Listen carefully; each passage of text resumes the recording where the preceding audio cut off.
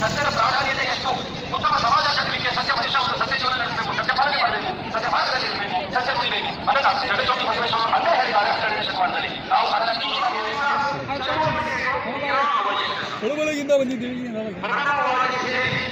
Hi dear friends, ಎಲ್ರಿಗೂ ಕೂಡ ನಮಸ್ಕಾರ. ನನ್ನೆಲ್ಲ ವೀರಶೈವ ಸಮುದಾಯ ನಮಸ್ಕಾರ ಮಾಡ್ತಾ ಇವತ್ತು ಬಂದಿದ್ದೀವಿ.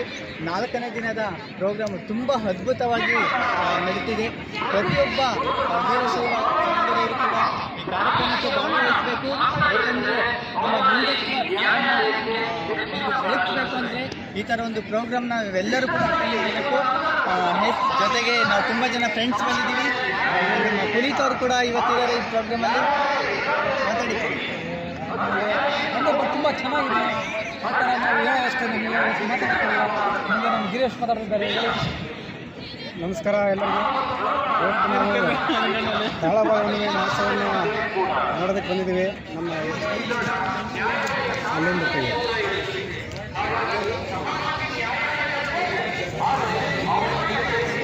ಸರಿ ಗಿರಿ ನೀನು ಅಲ್ಲಿ ಕೂತ್ಕೊಂಡು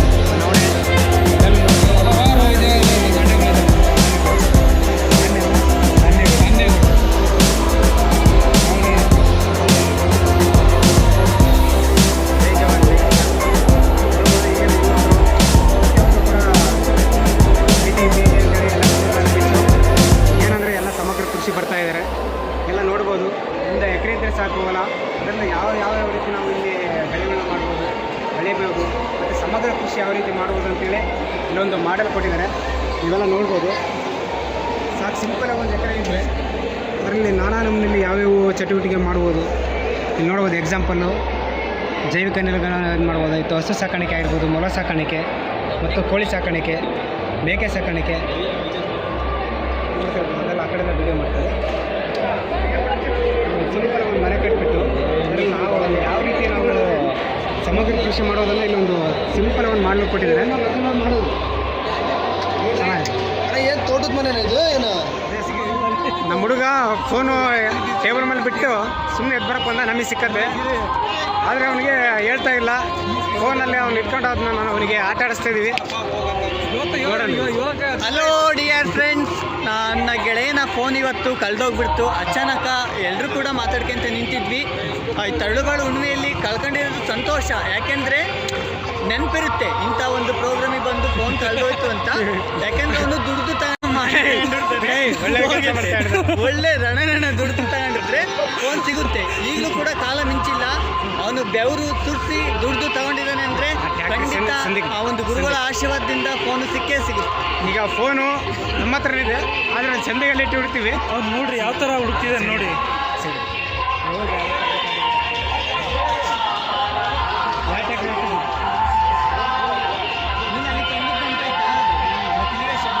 ಅಲ್ಲೇ ಹುಡುಕ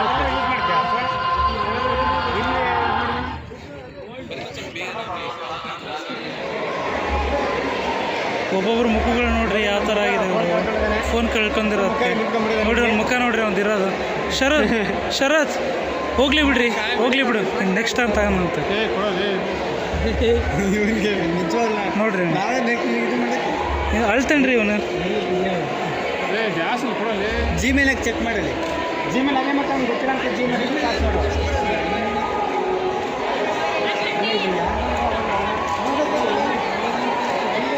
ಹೇಳ್ಬಿಟ್ಟು ನೀನು ರಣ ದುಡ್ಡು ತಗೊಂಡ್ರೆ ಫೋನು ಸಿಕ್ಕತ್ತೆ. ಇಲ್ಲಾಂದ್ರೆ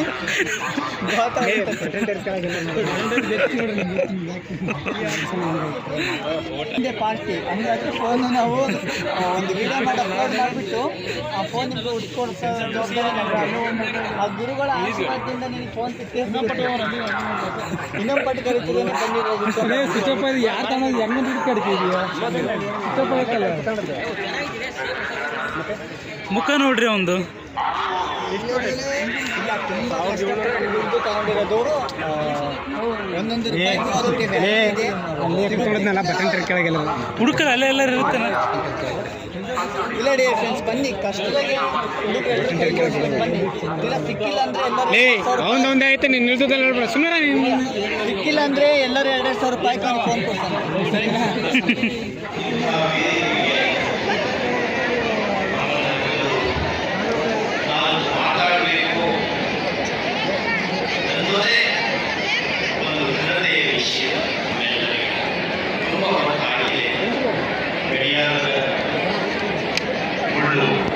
ತೋರಿಸ್ತಾ ಇದೆ, ತುಂಬ ಹೊತ್ತಾಗಿದೆ, ಜಾಸ್ತಿ ಮಾತಾಡಬೇಡ ನೀನು, ತುಂಬ ಸಾಕಾಗಿದ್ದಾರೆ, ಬಳಲಿದ್ದಾರೆ, ಸದಿಗಳು ಹಸಿವೆಯಾಗಿದೆ.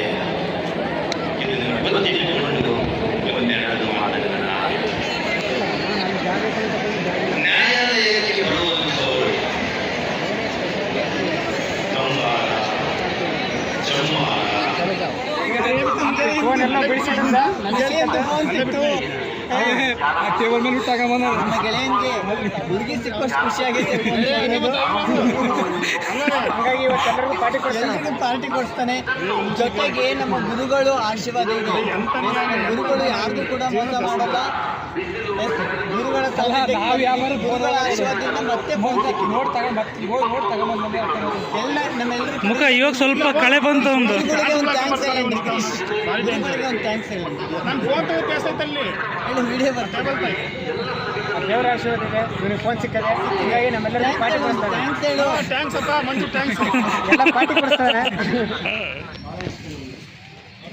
ಇದು ಹಾಕೋದು ಒಂದು ಹಾಕಿದ್ದು 2 3 ಕೊಡು. ಇದು ನೀನು ಇಸ್ಕೊಳ್ಳಿ. 2 ಹಾಕ್ತೀನಿ ಅಷ್ಟೇ. 5 ರೂಪಾಯಿ ಸರಿ ತಾಂತೀವಿ ನಾವು. ಎಲ್ಲ ಸೂಪರ್ ಆಗಿ ಮಾಡೋಕ್ಕೆ ಲೋನ ಎಲ್ಲಿ ಹೋಗೋಣ? ಮನೆಗೆ ಒಂದು ಮಕ್ಕಳ ಏನು ಹುಡುಗ ತಗೊಳ ಫೋಟೋ ತಗೊಳ ಕಲ್ಪನೆ ಅಂತೊಡೆ ಹುಡುಗಂದು ಕಲ್ಪನೆ ನಿಮ್ಮೂರ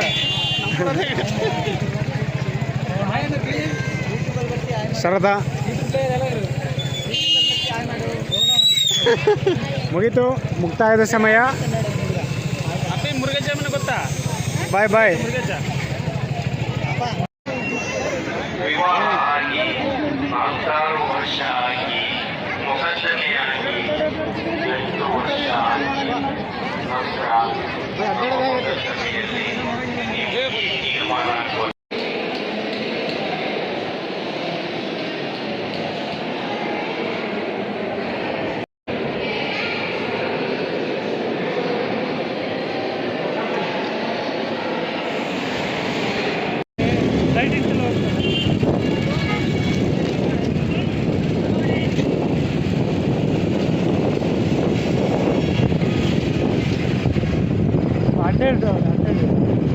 ಅಡ್ಡನ ತಾಳಲೇ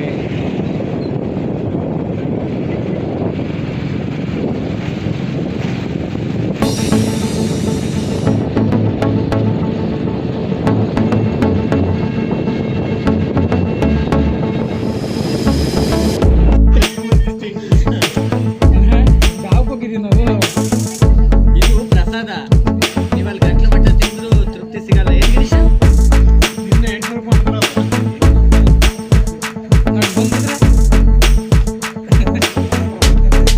ಯಾರು ಗೊತ್ತಿಲ್ಲ, ನಾನೇ ಬಾಗಿಲು ಕರ್ಕೊಂಡ್ಬಂದು